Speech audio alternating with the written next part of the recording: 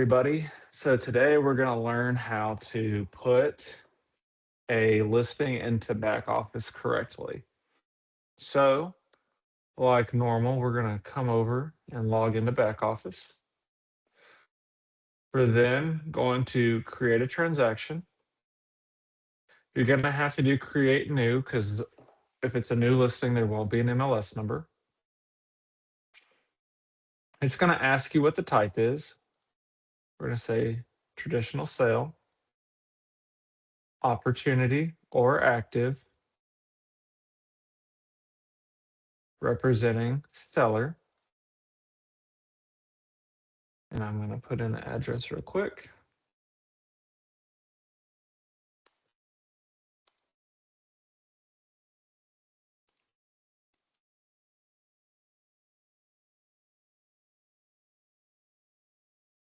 And on the price, you can hit 0 and leave it blank. Or if you think you know roughly what you're going to list around, you can type it in.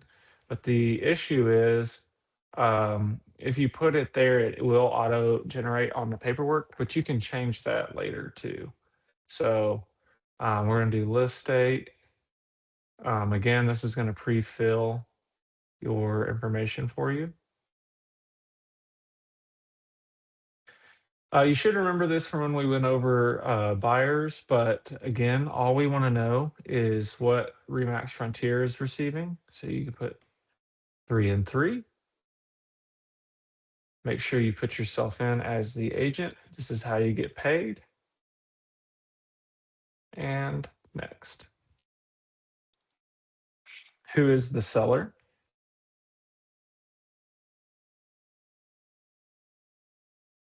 I'm going to grab Mackenzie.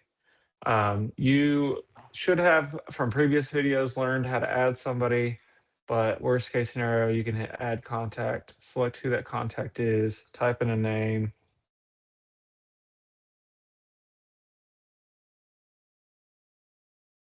And if they don't pop up, you can hit create new and then add them in.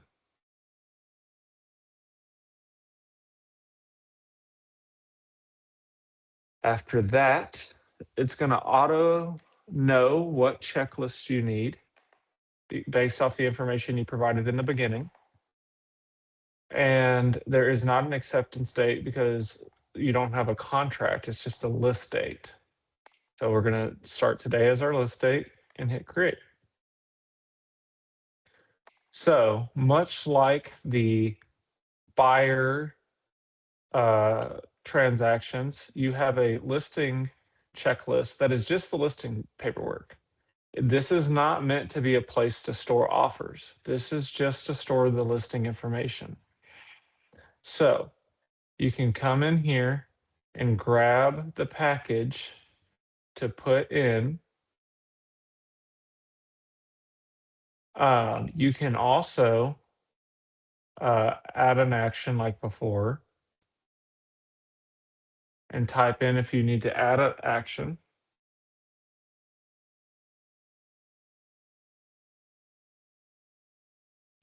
And for this case, I'm going to come down to residential listing document package and select. I'm going to hit use forms. And again, there's a hint right here that tells you how to do these steps. But in this case, I'm going to use forms. I'm going to grab the forms I need, which should be all of these, but sometimes you don't need certain ones. Like I don't need lead-based paint or septic. In this case, I'm going to not do the T47 and move forward. We have, it's going to ask who or is all involved. Again, if you fill this bottom section out, it will fill out your IABS for you. You can remove these people if you want at this stage or at a later stage. It doesn't matter. From here, I'm going to go to next. And see, because I added everybody, it pre-filled out my IABS for me. I'm going to come down and look at my listing agreement. It is good to add all information that you can to this top. Keep in mind, these are legal binding contracts. We need correct information in case there was ever an issue. So I'm gonna fill this in.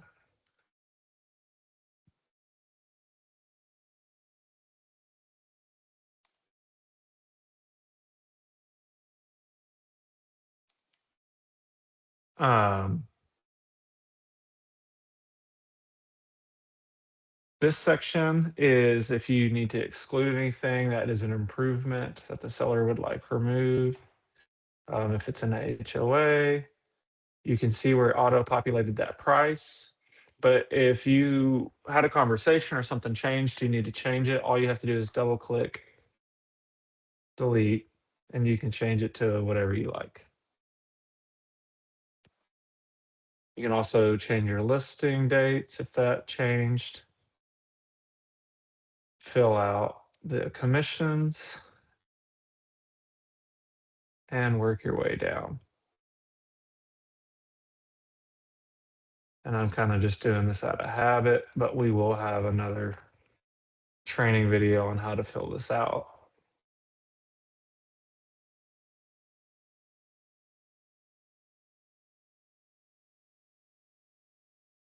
Um, once you come through here and get everything filled out, see, I'm just checking the boxes I need and so on and so forth. But I am going to scroll down to one document in particular. I know this is an issue. We've tried fixing it. It's not on our end, it's on broker or back office's end. You can see under information about property insurance for buyer and seller, it does not drop seller signatures. So all you have to do is hit signature and drop the box. Make sure to change it to who needs to sign it, which in this case is the seller, and you're done. And off click signature, or you will drop signature boxes everywhere. You have to off click it.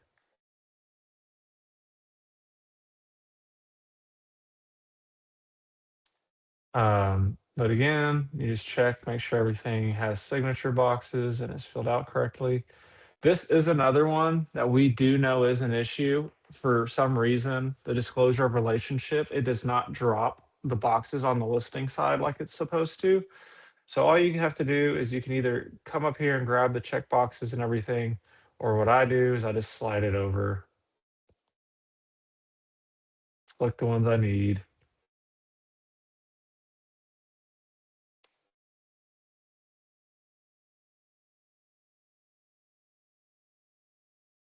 And move on.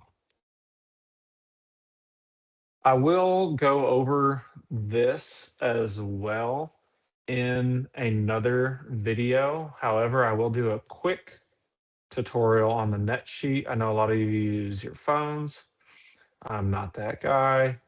I was taught how to do it on here, and so I like to do it on here. Um, so just going to come in, fill out the information. Typically, attorney's fees are about $350 to $450. Um, Same thing with the escrow. They're somewhere between 350 and 450. Do check, certain title companies do charge up to 480. I try to plan for worst case scenario. I know what the prorated taxes are. Um, the recording fees are about $150. Uh, on home warranties, I just assume a middle of the road home warranty. Kind of depends on the price point of the house. Surveys are gonna cost you somewhere between $500 and thousands, depending on the property, but this is a simple lot and block, so it's gonna be about $550. The title policy, I know you can use the app to figure this out for you, but I learned the math a long time ago, so I just use the math.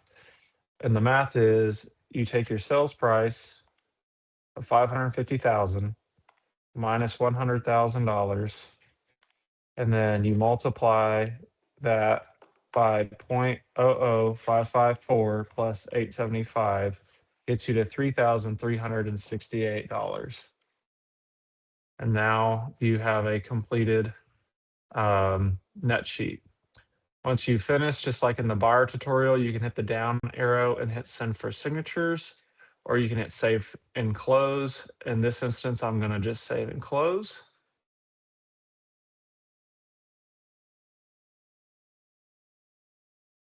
And it's done. Now, for this scenario, we're just going to assume that everybody's already signed the documents. Once everybody's electronically signed these documents, I, just like in the buyer tutorial, hit unassign, and all of those documents come into documents and unsorted. And there's my package. Or if you had them sign in person, you would come into your checklist, come to documents and unsorted, and just hit add a document. And you can upload it from where you might have scanned it into yourself. And then again, just like the buyer documents, you will hit edit and split, and you will split out the documents the way they're supposed to be split. Again, the information should pop up automatically,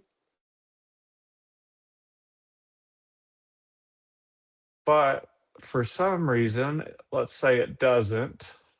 In this case, I'm going to use the listing agreement. So it started on page 2, it ended on page 12. I know that by looking over here in this left corner, and I'm going to type in listing agreement. A lot of people are putting it under package. Don't do that. That's just the package to help you get all your docs that you need. It needs to go under listing agreement. But let's say this was called something else.